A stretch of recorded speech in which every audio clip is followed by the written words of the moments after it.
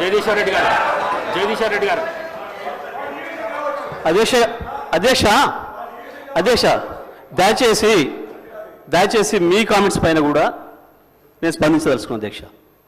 రాష్ట్ర ప్రజలు మొత్తం చూస్తున్నారు అప్పటి నుండి.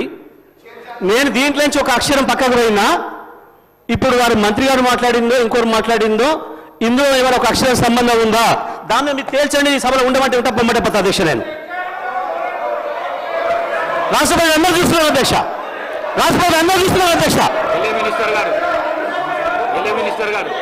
అధ్యక్ష, వారు గతంలో మంత్రిగా చేసిన వారు, అనుభవం ఉన్న వ్యక్తి జగదీశ్వర్ రెడ్డి గారు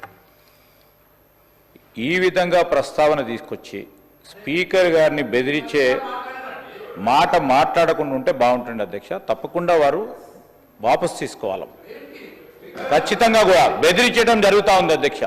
చైర్ను బెదిరించడం జరుగుతూ ఉన్న సందర్భం ప్రత్యక్షంగా మొత్తం యావత్ రాష్ట్రానికి సంబంధించిన ప్రజలందరూ కూడా చూస్తూ ఉన్నారు. దయచేసి కోరుతా ఉన్నాం. That is not the way. Srinivas Yadav గారు 2 విషయాలు చెప్పారు, మేము విన్నాము.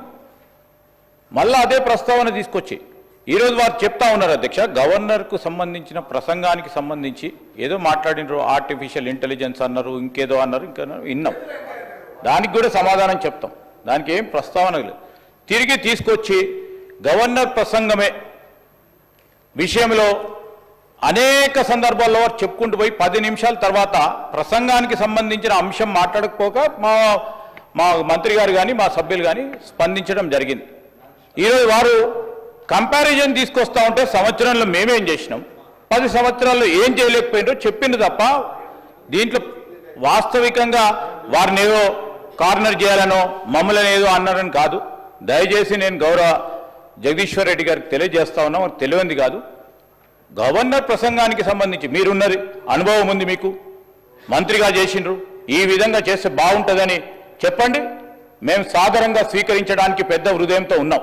కానీ ప్రతి అంశాన్ని కూడా ఇది చేయలే అది చేయలే, సంవత్సర కాలంలో ఏం చేయలేస్తారు ప్రభుత్వం, ఏం చేయదలుచుకున్నది, ఏం చేయగల సత్తా ఉన్నది చూపెట్టిన అధ్యక్ష.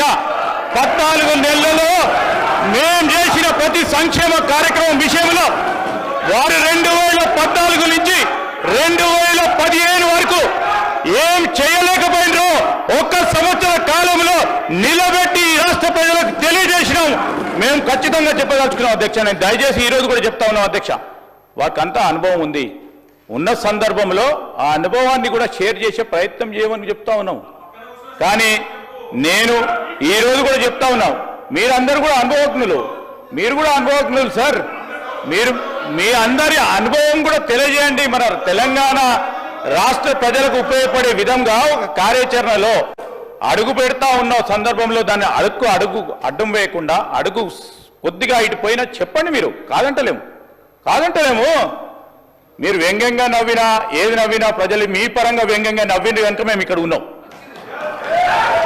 మేము మా పరంగా వ్యంగ్యంగా నవ్వకుండా ఉండే చూసే ప్రయత్నంలో ప్రతి అడుగు వేస్తాం.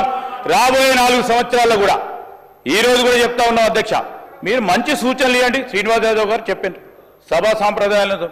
సరే, వారు ఏ విషయంలో చెప్పినో ఏం సాంప్రదాయాలను పాటించే కార్యక్రమం చేయదలుచుకున్నాం కనుకనే ఈ విధంగా నడుస్తూ ఉన్నాం అధ్యక్ష. దయచేసి సహకరించి సబ్జెక్టు పరిమితమై ముందుకు పోవాలని కోరుతా ఉన్నాం అధ్యక్ష.